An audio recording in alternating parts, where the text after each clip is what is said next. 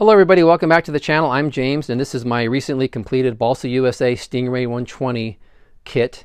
And the last video in the build series, I finished up the build by installing the last electronic components in the fuselage. And that included the ignition module for the engine, the switches, the batteries, the receiver, and I think that's about it. And a lot of you noticed, because I put the receiver right up here, a lot of you noticed, and well, some of you noticed and suggested that, you know what, maybe that receiver is a little bit too close to the ignition module, which is right down here. You can kind of see it right there. And sort of the concern is that the ignition module has been known to cause interference in some of the electronics in these gas-powered planes. So the general advice is to try to move your electronic devices kind of away from the engine itself and away from the electronic ignition. So I thought about it, and you know what, that was really good advice, and I had plenty of room. So I took it from here and I installed it way back here in this major compartment here below the wing, as you can see right down there by that bulkhead. And I'll zoom right on in here.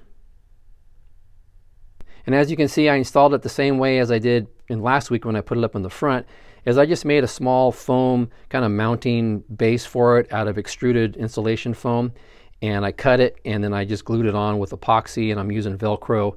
And you can check that last video out if you're interested in how I did that. And I added some extra little padding with that white foam rubber right there. And then the other thing is, of course, you can see the antenna are now attached here, and they're basically at sort of like right angles to each other and far apart from each other. That's the advice that is given in the Futaba manual. And then I did some just wire kind of organization there. I taped some of them together, and I just got my little wire bundle a little bit better organized. And then these two leads here are just the leads for the ailerons. So yeah, so I just wanted to do this quick step and make this little modification, and I really do appreciate everybody's advice on this. So that's it for this video, and I know people are probably waiting for the maiden, and I'm waiting to do it myself, but I just want to do some system checks on this. As I mentioned before, I want to make sure everything is really good before I take it out.